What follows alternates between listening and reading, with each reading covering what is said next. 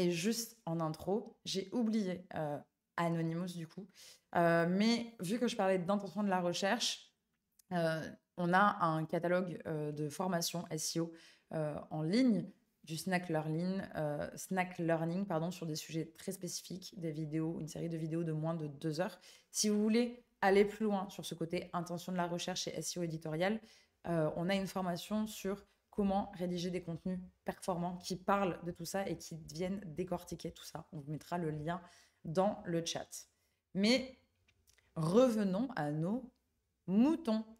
Alors, Marilou, elle oublie de faire la promo. Bah oui, vous voyez, on aime tellement le contenu qu'on vous partage qu'on oublie même de faire la promo de Flair Agency. Ça va, c'est léger. Franchement, c'est léger la promo qu'on vous fait, donc je pense que c'est OK. Mais ouais, n'hésitez pas à aller consulter le programme de cette formation. Voilà, que vous soyez rédacteur web, que vous vouliez devenir rédacteur web, que vous êtes un SEO en interne qui doit rédiger des contenus, peu importe que vous vouliez faire une reconversion, que vous vouliez aller un petit peu plus loin tout simplement sur le SEO édito, allez checker le programme de la formation. Bon, pourquoi je vous parle de Pinterest aujourd'hui, moi?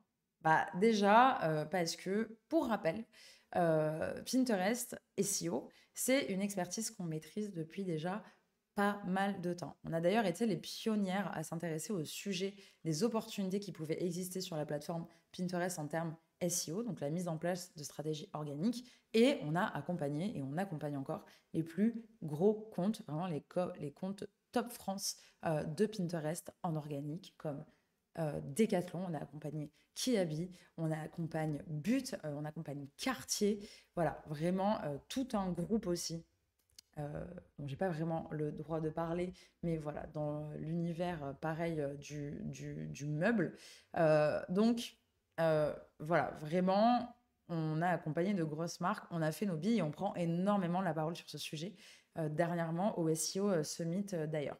Et aujourd'hui, je vous parle de Pinterest parce que aujourd'hui, vous n'êtes pas le sans le savoir, mais la recherche, elle est partout. Pour performer, il ne suffit plus d'aller chercher ses clients sur Google. Il faut vraiment aller les choper là où ils font des recherches. Et les recherches ne sont pas que sur Google. Elles sont, oui, certes, sur les LLM dont on entend parler, pia, pia, pia, pia, pia, évidemment, mais elles sont aussi sur Pinterest, sur TikTok, sur YouTube, sur Amazon, bref, sur toutes ces plateformes, sur Reddit, sur toutes ces plateformes et toutes les plateformes où il y a une barre de recherche, il y a des mots-clés et ça veut dire qu'on peut faire du SEO dessus. Et en plus, tips, euh, petits tips que je voulais vous donner. Excuse-moi, je rigole à la blague à la devinette de Flair Agency. Petits tips que je voulais vous donner aussi. Bah, Pinterest, c'est une source qui est aussi utilisée par les LLM pour aller générer du contenu. Donc, il y a véritablement de vraies opportunités. Et déjà, bah, quelques chiffres hein, pour vous le prouver. Pinterest, c'est plus de 17 millions d'utilisateurs en France et c'est surtout une audience qui est en croissance chaque année, plus 37% vraiment d'audience chaque année en moyenne. Donc vous voyez, pour aller chercher des gens, bah, c'est quand même une très bonne plateforme. On n'est pas sur une plateforme assez niche. Et un autre chiffre hyper intéressant, et ça je suis sûre que ça va titiller votre curiosité, 87% des utilisateurs Pinterest ont déjà acheté un produit grâce à Pinterest. Parce que Pinterest souffre de préjugés comme quoi c'est juste une plateforme inspirationnelle. C'est entièrement faux. Pinterest, c'est une plateforme qui est vraiment orientée conversion. Les équipes Pinterest les équipes produits ont bossé et bossent là-dessus depuis des années. Et vraiment, je vous jure, vous pouvez aller générer des conversions sur Pinterest. Alors bien sûr, l'audience y va aussi pour s'inspirer, parce que 53% de l'audience Pinterest ont affirmé se rendre sur Pinterest pour trouver de nouvelles idées, mais aussi pour acheter. Alors, mais aussi pour acheter. Excusez-moi. Donc, vous voyez, c'est vraiment une plateforme sur laquelle on peut couvrir l'ensemble du parcours utilisateur. Et d'ailleurs, ben, la stratégie Pinterest SEO, elle vient répondre à 3 objectifs. À la fois toucher une nouvelle audience qui se trouve pas que sur Google, mais aussi sur cette plateforme, générer du trafic qualifié, parce qu'on est vraiment sur une audience qui est intentionnelle, si vous voulez, qui a pour but de commettre une action, que ce soit enregistrer une idée ou faire une conversion. et du coup, générer des conversions. Alors, Emmanuel, as-tu des tips pour arriver à faire du multimodal sans perdre trop de temps? Comment dans le contenu écrit à l'ancienne, on peut facilement créer des déclinaisons vidéos courtes, Pinterest, etc. Bah oui, donc par exemple, sur Pinterest, Emmanuel, ce qu'il faut savoir et ce qui est génial, c'est que tout le contenu que tu as sur son site web peut rayonner à travers Pinterest. Tu as même des plugins maintenant pour ça. Il te suffit de vraiment épingler, par exemple, ton article de blog sur la plateforme. Ça crée une épingle enrichie avec le visuel de ton blog, le titre et la description. Il faut juste s'assurer quand même que tu as un bon titre et une bonne description pour que ça colle au code Pinterest. Mais déjà, ça, c'est hyper facile. Pauline, y a-t-il des outils pour analyser les recherches des utilisateurs, volumétrie, impression, etc. Mais oui, il y a des outils, Pauline, et justement, je voulais vous en parler. Bah, écoutez, ce que je vous propose, c'est... Ah là là, est-ce que je vous parle tout de suite de l'outil? Bah oui, Pauline, je réponds tout de suite à ta question pour ne pas oublier. Mais du coup, oui, effectivement, il y a des outils. Et l'outil qui existe, c'est PinSuggest. PinSuggest, je vous ferai un petit partage d'écran tout à l'heure. C'est un outil qu'en plus on a développé chez nous, chez Fleur Agency, donc c'est plutôt cool. C'est un outil qui va te permettre d'aller déjà récupérer l'ensemble des mots-clés qui sont tapés sur la plateforme autour d'un secteur d'activité. Donc tu vas pouvoir, à partir de ces mots-clés, identifier quelles sont les grandes tendances de la plateforme. Est-ce qu'il y a des niches ou pas? Est-ce que tu peux aller dessus? Vraiment construire ta stratégie éditoriale. Et l'outil te permet aussi de faire une analyse de visibilité. Une analyse de visibilité sur tes mots-clés. Est-ce que tes épingles Pinterest ressortent sur tes mots-clés stratégiques? Et ça, c'est une fonctionnalité qui n'est pas du tout native sur Pinterest à la base. C'est pour ça qu'on a créé l'outil. Et ça peut te permettre aussi de faire un benchmark concurrentiel. Et je vous spoil pas, mais Pauline, il y a de la grosse nouveauté qui arrive en 2026 sur PinSuggest, des fonctionnalités de ouf. Vous allez pouvoir analyser votre compte, vraiment, et faire toute une stratégie de A à Z juste avec l'outil PinSuggest. Donc, je vous ferai un petit partage d'écran, mais voilà, tu peux utiliser cet outil. Et pareil, tu peux compléter avec Pinterest Trends, qui est pour le coup plutôt une analyse de tendance pour voir la saisonnalité, les tendances de recherche autour d'un ou plusieurs mots-clés. Mais ce n'est pas un outil qui va te permettre d'aller identifier des mots-clés. Tu verras pourquoi quand je ferai le partage d'écran. Et ensuite, tout simplement, quand tu as un compte professionnel sur Pinterest, tu vas pouvoir utiliser Pinterest Analytics qui va te donner tous les KPI que tu as besoin de connaître, à savoir le reach, les impressions que tu fais, ton volume d'audience engagé, tes clics sur épingle, tes clics sortants, etc. Voilà, Pauline, pour les outils dont je voulais te parler. Salut Storm Chaser. Merci Charlie. Trop bien que tu connaisses l'outil, de nous mettre le lien dans le chat. C'est adorable. Et je voulais vous montrer quelque chose quand même. C'est que effectivement, sur Pinterest, hop, je vous montre, hein, on est vraiment sur une plateforme orientée conversion. Et il y a un chiffre que je voudrais que vous reteniez. Alors ça, c'est un chiffre, issu de vraiment mes expériences sur les comptes sur lesquels on a travaillé, sur lesquels je travaille. C'est que franchement, aujourd'hui, pour les e-commerçants, 60% du reach est généré par les épingles du catalogue. En fait, sur Pinterest, vous avez la possibilité, quand vous tapez une requête, d'aller filtrer pour voir que les produits. Et du coup, vous voyez, vous avez que des épingles de type catalogue, c'est-à-dire des épingles enrichies. Alors attendez, hop, celle-ci, elle n'est pas sponsorisée. Des épingles enrichies qui présentent le produit, le titre, et quand vous cliquez, il y a une description. Donc en fait, ils ont un peu recréé une espèce de mini marketplace où votre marque peut venir s'insérer de façon sponsorisée en ads, mais aussi tout simplement en organique. Parce que l'avantage, c'est que quand vous connectez votre flux produit en tant que marchand sur Pinterest, eh bien, ça va vous créer des centaines, des milliers, des centaines de milliers, ça dépend de votre catalogue produit, épingles en fait organiques tout simplement de façon automatique et qui sont mises à jour de façon automatique en fonction du prix, des promos du moment, etc. Donc ça, je trouve ça quand même canon. Le filtre est dispo pour tous les utilisateurs ou que pour les pros? Alors, Esther, c'est dispo vraiment pour tous les utilisateurs, parce que là, vraiment, ça s'adresse aux utilisateurs comme toi et moi qui faisons une recherche sur la plateforme. Donc, vraiment, tu peux filtrer. Voilà. Par contre, pour mettre ton catalogue produit, il faut que tu sois un pro et un compte revendiqué. Donc, vraiment un marchand certifié, revendiqué par Pinterest pour l'utiliser. Je voulais vous parler de l'algorithme Pinterest parce que qui dit moteur de recherche dit forcément algorithme pour classer les contenus.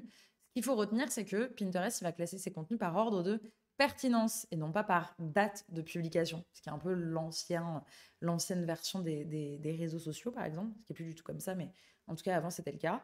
Mais retenez ça, il va classer vos contenus sur des critères de pertinence. Donc vraiment, dans les pages de résultats, il va classer vos épingles. Et il y a 4 piliers sur lesquels l'algo va s'appuyer pour classer vos contenus. Retenez bien, c'est la qualité du compte, la qualité des épingles, la pertinence sémantique et la cohérence des contenus. La qualité du compte, c'est quoi? C'est est-ce que mon profil est bien optimisé? Est-ce que mon site web est revendiqué? Est-ce que je suis perçue comme un acteur du coup de confiance par Pinterest? Est-ce que j'utilise les fonctionnalités de la plateforme, donc les formats d'épingles qui sont disponibles? Est-ce que je publie régulièrement? Tout ça, ça fait partie des critères de qualité du compte, des piliers algorithmiques qui font que vous allez être poussé dans les pages de résultats. Qualité des épingles, c'est est-ce que le sujet de mes épingles répond à la recherche sur Pinterest? Est-ce qu'elle cible des mots-clés, par exemple? Est-ce que les visuels sont de bonne qualité? Est-ce qu'ils respectent les guidelines Pinterest? Ensuite, on va avoir pareil la pertinence sémantique. Est-ce que mon profil plus mes épingles utilise les bons mots-clés, les mots-clés qui sont vraiment tapés par les internautes? Et est-ce qu'ils sont insérés dans les espaces stratégiques, par exemple? Et sur la cohérence des contenus, attention, Pinterest est aussi doté d'un crawler, c'est-à-dire qu'il est capable d'analyser si le contenu de votre épingle est bien similaire à son URL de destination, si c'est cohérent. Si ça ne l'est pas, clac, il va vous flaguer et vous n'allez pas vous retrouver dans les pages de résultats. Donc, inutile d'essayer de faire des manipulations parce que franchement, je vous le dis, ça ne va pas fonctionner, tout simplement. Qu'est-ce qui se passe sur LinkedIn? Si vous êtes sur LinkedIn, n'hésitez pas à nous rejoindre sur la plateforme. Mais en gros, de quoi vous avez besoin concrètement pour vous lancer sur Pinterest? Et je vous le dis, il n'est pas trop tard, lancez-vous sur Pinterest, il y a des tonnes d'opportunités à aller chercher. C'est d'avoir forcément un site internet avec des contenus qui peuvent rayonner sur Pinterest. Là, l'avantage, c'est que pratiquement toutes les typologies de contenus peuvent rayonner sur la plateforme. Que ce soit du blog, donc des articles de blog, des guides d'achat, des guides comparatifs, que ce soit votre catalogue produit ou encore même vos pages catégories. Tout ça, vous allez pouvoir le mettre en avant sur la plateforme à travers différents formats d'épingles. C'est vraiment un moteur de recherche, en fait, je ne pensais pas que c'était aussi poussé. Complètement Esther, c'est un moteur de recherche avec un algorithme et des critères de pertinence pour classer ses contenus. Et c'est pour ça que je vais beaucoup vous parler de mots-clés. Donc, il vous faut déjà votre écosystème de contenu à faire rayonner sur la plateforme, parce que son but à Pinterest, c'est pas de faire de la rétention d'audience, c'est vraiment de driver l'utilisateur vers votre site. D'où le côté trafic ultra qualifié. Et il vous faut aussi une liste de mots-clés. Oui, parce que quel contenu je vais produire? Ok, c'est bien, c'est bien de partir de son site web, mais c'est mieux de savoir vraiment ce qui est recherché, réellement tapé par les internautes sur Pinterest, ok? Et alors là, Pauline, c'est pour toi, je m'adresse à toi. Je vais faire un petit partage d'écran pour te montrer un petit peu justement comment vous allez pouvoir récupérer ces mots-clés sur Pinterest. Hop, petit partage d'écran. Donc ici, vous voyez, je suis sur la plateforme PinSuggest et j'ai entré des mots-clés assez génériques. Je voulais faire une analyse autour des recettes pour un acteur de la food. Et donc là, j'ai tapé recettes d'automne, recettes hiver, recettes végétariennes, plats cuisinés. Voilà, je ne dis pas pour qui c'est, mais c'est pour un acteur de la food. Et du coup, PinSuggest va me récupérer toute une liste de mots-clés. Tu vois, donc plat cuisiné healthy, plat cuisiné maison, recette d'automne enfant, recette d'automne facile. Et c'est sur ces mots-clés que je vais pouvoir me baser pour optimiser mon profil et faire toute ma stratégie éditoriale. Donc, définir mon calendrier édito, sur quoi je vais venir produire du contenu et quelles sont les grandes thématiques de recherche sur la plateforme. Et c'est pas tout, parce que l'avantage, c'est que en fait, avec cet outil, donc là, tu as toutes les suggestions, ce qu'on appelle de niveau 1, mais tu vas pouvoir avoir les suggestions de niveau 2 et de niveau 3. Parfois, hop, donc parfois il y a un peu de bruit, hein, c'est normal, mais voilà, recette dessert facile automne, recette d'automne, recette gastronomique. Donc tout ça, ça donne des idées de longue traîne aussi à venir exploiter tout simplement pour, alors là, on n'a pas de suggestions associées, mais voilà, à venir exploiter tout simplement pour créer vos contenus. Par exemple, sur recette végétarienne, je vais avoir voilà, la notion de recette végétarienne facile, en été, protéinée, au air fryer. Donc voilà, franchement, ça donne plein d'idées de création de contenu. Donc voilà, c'est l'outil PinSuggest. Vous pouvez du coup créer des projets, entrer des mots-clés génériques et récupérer toute cette liste de mots-clés que vous pouvez bien entendu télécharger. Donc ça, c'est vraiment la première étape qui va vous aider à performer sur la plateforme, c'est comprendre ce que les internautes recherchent et faire votre calendrier édito. Je voulais vous... Donc vraiment, un mot-clé, c'est une à plusieurs idées d'épingles, hein, parce qu'on a moins cette problématique de... Enfin, je veux dire, il ne faut pas faire de contenu dupliqué sur Pinterest, mais à partir d'un mot-clé, vous pouvez faire plusieurs axes éditoriaux, plusieurs visuels, plusieurs CTA, etc. Donc, je trouve ça vraiment canon. Comment vous pouvez aussi utiliser Pinterest Trends? Parce que je parle des mots-clés. Pareil, je vais vous refaire une petite démo. Alors, attendez, je retrouve mon onglet. Tchac. Moi, Pinterest Trends, attention, ce n'est pas un outil de recherche de mots-clés. Hop, c'est vraiment un outil de tendance en fait. C'est comme Google Trends qui va vous permettre d'aller comparer par exemple l'intérêt entre deux mots-clés différents. Par exemple, vous faites une stratégie autour vous travaillez pour un acteur des meubles. Par exemple, nous on travaille pour But. J'ai besoin de savoir là ce qui va être le plus tendance sur lequel je vais pouvoir miser pour avoir un maximum de reach entre le canapé vert et le canapé beige. Bon, clairement, je vois que sur cette fin d'année, on est plutôt sur le canapé vert qui est encore plus tendance que le canapé beige. Et vous allez pouvoir aussi avoir une idée de la saisonnalité du mot-clé.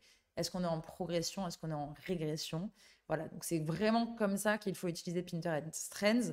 Et vous allez aussi avoir des tendances de mots-clés associées, mais surtout des données d'audience. Ça, je trouve ça génial pour pouvoir bien adapter ses contenus et voir en fonction de notre cible si c'est un mot-clé qui peut être intéressant et qualifié pour notre cœur de cible ou pas.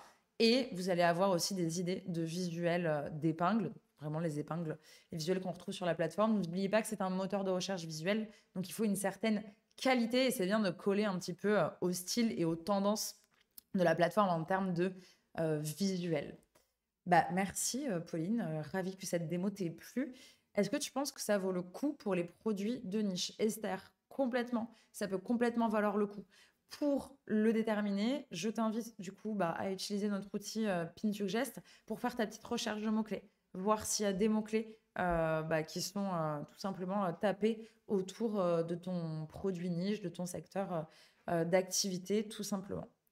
Hop, donc je vous ai parlé des mots-clés, je vous ai montré PinSuggest et Pinterest Trends. Maintenant, vous vous dites, on fait quoi? C'est quoi les étapes, Marilou, pour faire une bonne stratégie SEO sur Pinterest? Alors moi, la première étape que je vous donne, vous avez récupéré votre liste de mots-clés. Okay, vous avez fait vos petites thématiques, vous avez vos clusters thématiques par tendance de recherche. Vous savez que, par exemple, je ne sais pas, autour de la décoration, les internautes recherchent beaucoup de canapés verts et font des recherches en précisant la pièce de la maison, par exemple. Oh, Mashup, génial. Je ne savais pas que tu utilisais PinSuggest. C'est trop cool d'avoir des retours utilisateurs en live comme ça. On vous embrasse tous les utilisateurs de PinSuggest. Et restez connectés, vous n'êtes pas prêts. Je vous ai dit pour les fonctionnalités qui arrivent en 2026 avec la possibilité d'analyser et de scorer votre compte Pinterest pour pouvoir encore plus l'optimiser. Ça va être une dinguerie, je vous le dis. Mais ouais, du coup, tu as ta liste de mots-clés.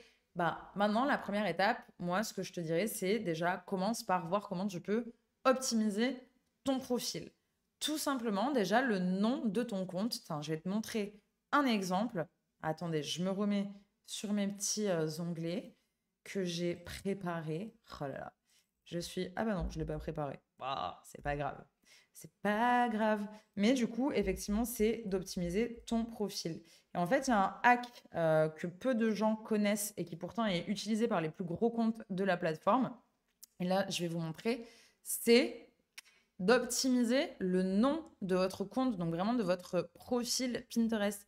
Là, vous voyez, on a le nom de la marque, But, et meubles et décoration. Pourquoi? Parce que But vend des meubles et de la décoration d'intérieur. Et en fait, ça permet d'injecter un mot-clé précis, tout simplement, de votre nom de profil. Donc, ça permet à l'algo d'encore mieux identifier la thématique sur laquelle vous prenez la parole. Et surtout, ça vous permet de, quand on tape pourquoi pas des mots-clés génériques genre meubles et décoration, décoration d'intérieur, peu importe, que votre profil apparaisse dans les suggestions parce qu'il est optimisé sur le mot-clé. Par exemple, André, et je crois que c'est quelque chose qu'ils avaient fait même en SEO, c'est André chaussures. Tout simplement. Décathlon, Décathlon, sport. Voilà. Vous voyez, c'est un hack vieux comme le monde et qui pourtant n'est pas encore qui est encore très peu utilisé sur Pinterest. Donc là, je vous le donne, je suis sympa. Voilà. Optimisez votre profil. Pensez à la description de votre profil. Oui, ça compte. C'est très bien. On met son brand book, son image de marque, son petit claim. On met des mots-clés. On met des mots-clés. On reprend nos grandes thématiques de mots-clés là qu'on a identifiées via PinSuggest et on les insère dans la description de son profil. Pareil, ça permet à Pinterest de bien comprendre de quoi vous allez parler, de bien vous catégoriser, si vous voulez, d'un point de vue sémantique. Et surtout, on n'oublie surtout pas ça, quand on est pro, on revendique son site web pour être un marchand vérifié, pour connecter son catalogue, etc. On a besoin de revendiquer son site web. C'est hyper facile à faire. Et surtout, si vous avez un problème, vous pouvez nous appeler ou contacter le support. Enfin, vraiment, c'est très facile à faire.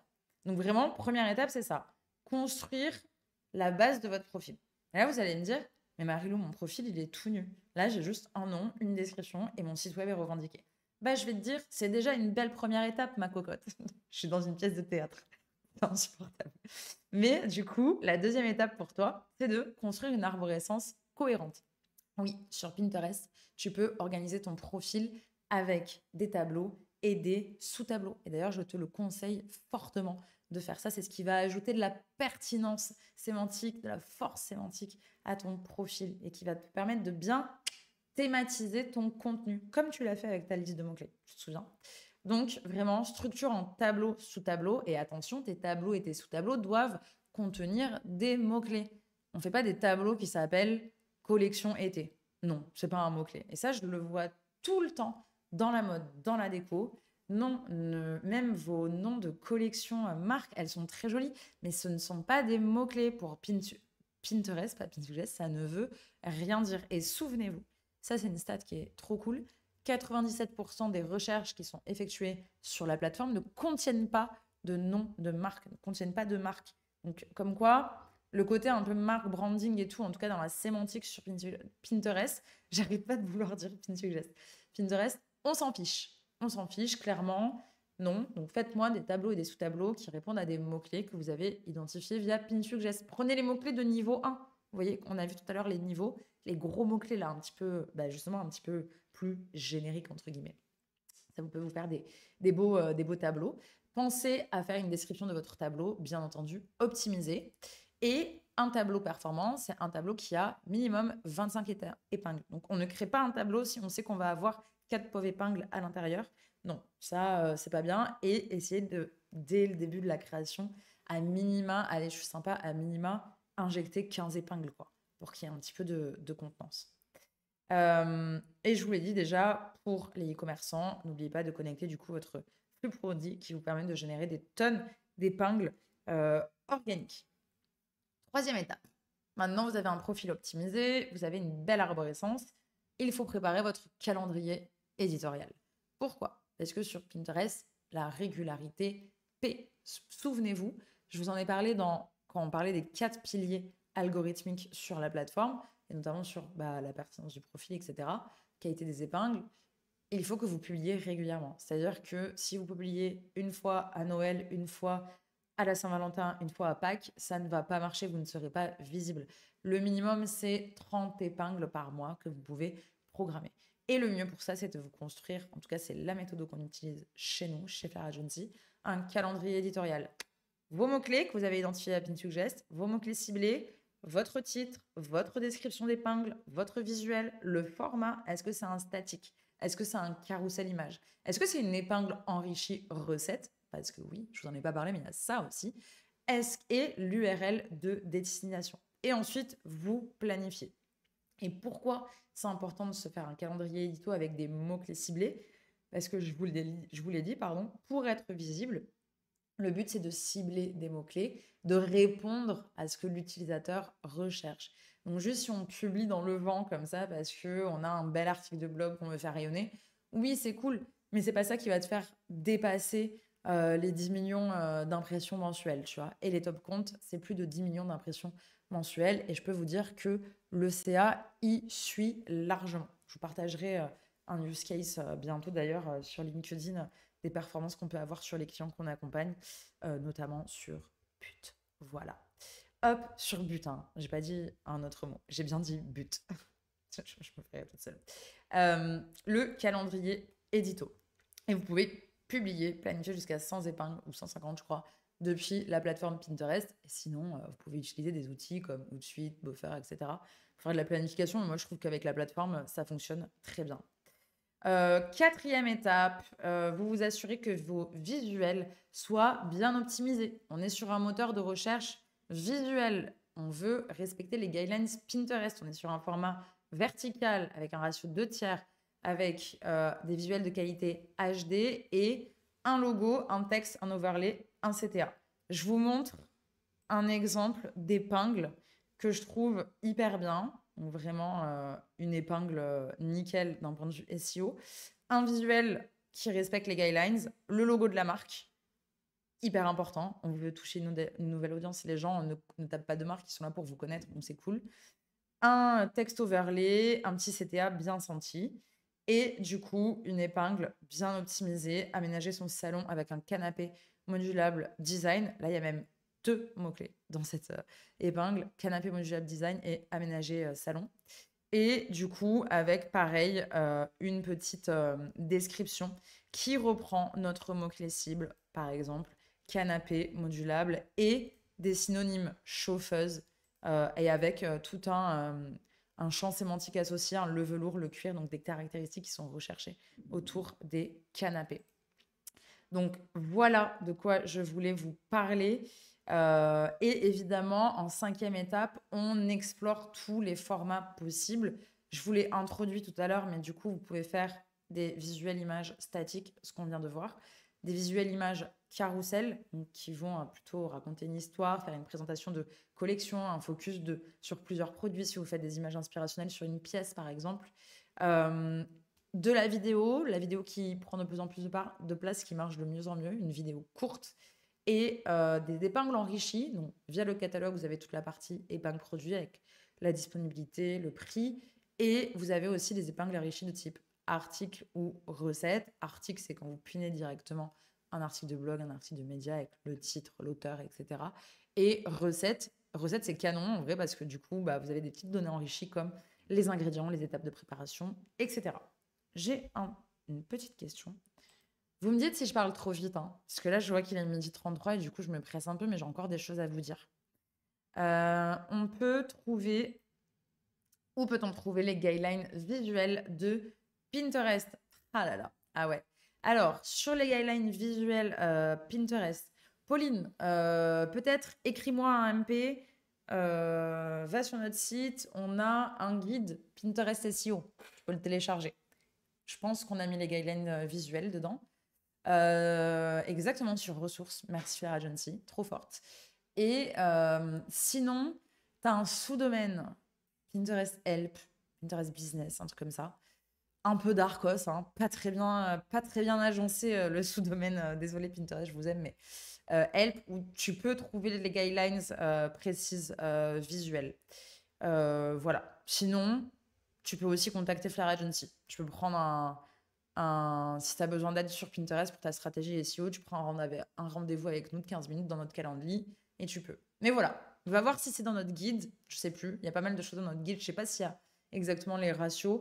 Mais en tout cas, tu auras un guide Pinterest SEO, les bases pour démarrer, c'est pas mal. Et du coup, Pinterest Help, là, je les ai plus. Je sais jamais si c'est ratio un tiers, deux tiers. J'ai du mal avec les tiers. Hop. Donc voilà, utiliser les formats, ça c'est quelque chose dont Pinterest est extrêmement friand. Ça nourrit l'algo, il est content.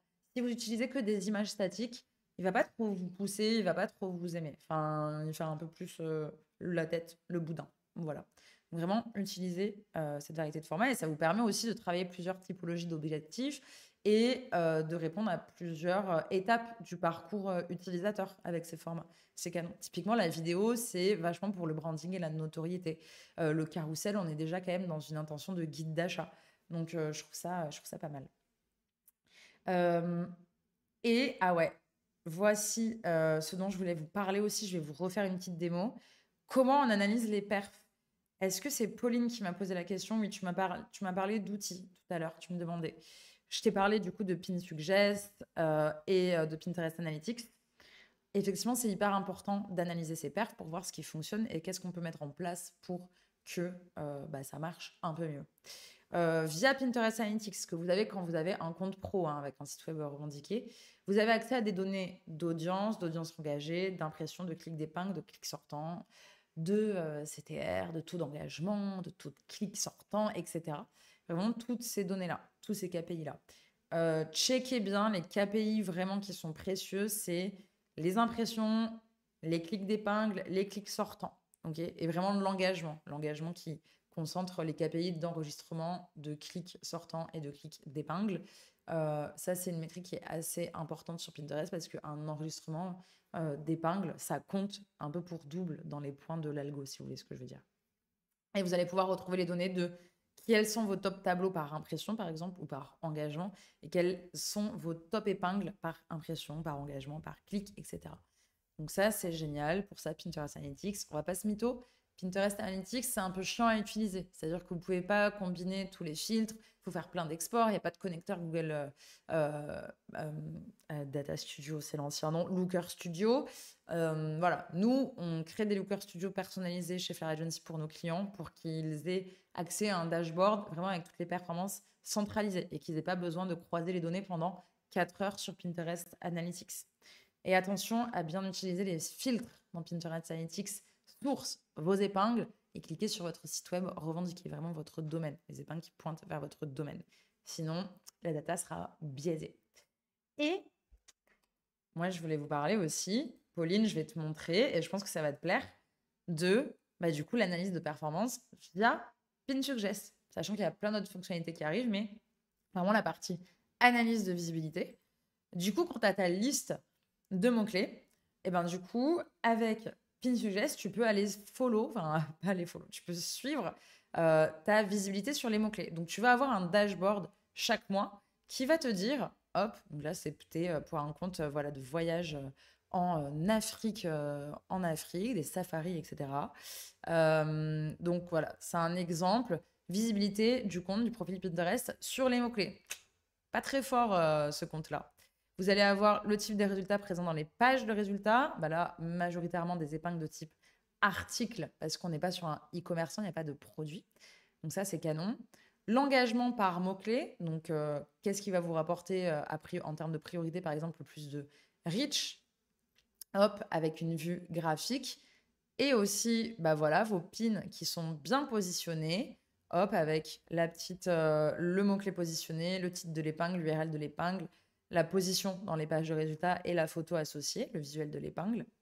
Et vous allez avoir la partie analyse de concurrence. Donc vraiment, ça, c'est tous les domaines des comptes Pinterest qui se positionnent sur vos mots-clés. Hop, petite surbrillance pour voir quel site vous êtes en train d'analyser. Et voilà, la part de visibilité dans le top 10 sur les épingles. Donc voilà, vraiment, vous avez un dashboard et surtout donc tableau plus graphique à chaque fois que vous pouvez partager à vos équipes internes, à vos boss, qui est à jour tous les mois. Et je trouve ça canon parce que, tu vois, c'est pas une fonctionnalité qui est native à Pinterest Analytics, de voir sa visibilité sur les mots-clés. Or, quand on fait du SEO, c'est quand même ce qui nous intéresse. Et ça peut aussi venir nourrir vos campagnes ads, de venir récupérer ces mots-clés, parce que sur Pinterest, il y a un ciblage par audience mais aussi par mots-clés, et vraiment mots-clés assez précis. Donc, c'est un outil multifonction. Merci, avec plaisir, Pauline, de t'avoir donné toutes ces ressources. Si je résume, si vous deviez vraiment retenir qu'est-ce qui fait que vous allez générer des performances, des points un petit peu là importants. N'oubliez pas que vos épingles doivent cibler des mots-clés et contenir des mots-clés dans vos espaces stratégiques. Titre, description de l'épingle, nom du tableau. OK ? Cohérence toujours entre votre visuel, le contenu de votre épingle et la page de destination. Je vous l'ai expliqué, Pinterest est capable de flaguer s'il y a un problème de cohérence et ne va pas vous pousser. Publication régulière, minimum 30 épingles par mois que vous planifiez. Vous ne les publiez pas toutes d'un coup, vous les étalez dans le temps. Un visuel qui respecte les guidelines, format vertical, ratio 2/3. Je suis persuadée que c'est 2/3. Un logo, un texte overlay, un petit CTA qui va bien. Et qui respecte aussi les codes un peu esthétiques de la plateforme. Hein. Fait pas un truc... wow. Voilà. Et utilisation de l'ensemble, autant que se veut faire possible, de l'ensemble des fonctionnalités et des formats d'épingles. Évidemment, si vous êtes une plateforme de service et que vous n'avez pas de catalogue produit, je ne vais pas vous dire d'utiliser des épingles enrichies produits. Ça, Pinterest arrivera à le comprendre parce que vous avez revendiqué votre domaine, il crawl aussi votre domaine, il sait de quoi vous parlez. Donc voilà, c'était ça. Je réponds à Esther. Mais lorsque l'on crée nos sous-tableaux, on peut y mettre la même image, mais déclinée, dans le cas où on n'a pas énormément de produits. Ah, ok, je vois ce que tu veux dire. Moi, j'essaierai d'éviter de mettre à chaque fois la même image. Pinterest est quand même doté d'une techno de reconnaissance visuelle. Donc, ça fait un peu contenu dupliqué. À la limite, essaie effectivement de la décliner à minima avec un autre agencement, un autre texte, un autre CTA, ou essaie un petit peu de la modifier avec l'IA si tu as très peu de ressources visuelles. Mais franchement, je te le dis, si sur ton compte, tu as à chaque fois dans un tableau avec 25 épingles, tu as 20 fois la même image, c'est pas ouf. Franchement, c'est pas ouf. Donc, essaie quand même de varier les images, même si c'est juste l'angle, le CTA, le titre. Voilà, aide-toi de l'IA. Il y a plein d'outils maintenant qui sont canons pour générer des visuels pour Pinterest. Avec l'IA, on fait des trucs géniaux qu'on fait à l'agence aussi. Franchement, c'est génial. Donc, tu peux t'aider là-dessus. Merci Flair Agency. Flair Agency a trouvé le lien guideline visuel de Pinterest, de sous-domaine business.pinterest. Et je peux vous dire que c'est pas une mince affaire parce que le sous-domaine, c'est hyper dur de trouver les ressources qu'on cherche dans le sous-domaine. Voilà, j'espère que j'ai répondu à ta question, Esther. Donc, attention quand même à pas dupliquer tout le temps le même visuel. Ok ? Fais des mises en scène. Prends ton pack shot produit, va sur l'IA, fais des mises en scène avec des décors avec des décors différents, etc. Ok. Merci d'avoir répondu. Non, c'est moi qui ai répondu à ta question, mais merci d'avoir posé cette question. Pour conclure, moi, ce que je voudrais vous dire, c'est dépêchez-vous d'aller investir sur Pinterest. Qu'est-ce que vous faites en fait ? Qu'est-ce que vous faites ? Vous attendez que la plateforme soit surconcurrentielle, qu'il y ait tous vos concurrents dessus qui vous prennent du trafic et du CA. Dépêchez-vous d'y aller. Si vous avez besoin d'aide, prenez rendez-vous avec nous. On met un plan d'action en place priorisé et surtout, des résultats sur Pinterest, on en a très rapidement. La concurrence est beaucoup moins ardue que sur un autre moteur de recherche comme Google, pour ne pas les citer. Donc, vraiment, dépêchez-vous, faites-le. La CQ4, il y a le Black Friday qui arrive, il y a les soldes, il y a Noël, etc. Même si vous n'y êtes pas, ce n'est pas trop tard. Allez-y, dépêchez-vous. Mettez en place une stratégie. Je vous ai donné toutes les ressources. OK ? En tout cas, tout ce que j'ai pu. Merci beaucoup. Comme dirait un entrepreneur de télécom, si vous n'allez pas sur Pinterest, c'est que vous êtes un pigeon. Je n'aurais pas dit mieux, pirater. Voilà, je n'aurais pas dit mieux. J'espère que ce live vous a plu. J'ai essayé d'être la plus concrète possible, de vous partager mon écran, vous montrer des trucs. Si, n'oubliez pas, si vous voulez le réécouter, le replay du Zoom, donc vraiment sur Pinterest, sera disponible sur YouTube dès cet après-midi, normalement. Et tout le replay du live est disponible sur Twitch. Merci pour toute la valeur donnée pendant ce live. Bon appétit. Merci Pauline, bon appétit. Attention, news, on ne se retrouve pas mardi prochain parce que c'est férié. Donc, on se retrouve le mardi d'après. OK? La semaine prochaine, le SEO Show est en vacances parce que c'est férié, tout simplement. On se retrouve la semaine d'après. Suivez-nous sur LinkedIn. On poste toutes les actualités. On parle de SEO, d'expertise du SEO Show, etc. Abonnez-vous à la chaîne. Emmanuel, peux-tu donner le nom des plugins qui permettent de pousser le contenu d'un site vers WordPress? Oui, bah, tout simplement, normalement, tu as un petit plugin. Si tu tapes plugin Pinterest, je ne sais plus comment il s'appelle, mais en gros, c'est un plugin qui est proposé par Pinterest qui te permet d'aller épingler directement le contenu de ton site vers Pinterest. Donc, tape plugin Pinterest. Je ne sais plus comment il s'appelle, mais normalement, c'est proposé par Pinterest, Emmanuel. Désolée. Oh, j'ai pas le nom exact. Sérieusement, je ne pensais pas qu'il y avait autant d'utilisateurs de Pinterest en fait. Mais oui, c'est fou. Non, mais je te jure, vraiment, c'est énorme. Et enfin, en termes de trafic qualifié et de SHEA que ça peut ramener, enfin, ça fait vraiment partie. Tu vois, par exemple, But, ça fait partie intégrante maintenant de leur canaux d'acquisition. Enfin, ils ne couperaient pas Pinterest pour rien au monde. Voilà. Pinit. Ah, merci Flair Agency, ça me dit quelque chose. Ouais, Pinit. Ça doit être ça. Merci Flair Agency. Mon backup quand j'ai des trous de mémoire. Je vous fais des gros bisous. Merci beaucoup. N'hésitez pas à aller me suivre sur LinkedIn et à aller suivre Flair Agency. On se retrouve non pas la semaine prochaine, mais la semaine d'après pour un nouvel épisode du SEO Show. À très bientôt. Des bisous!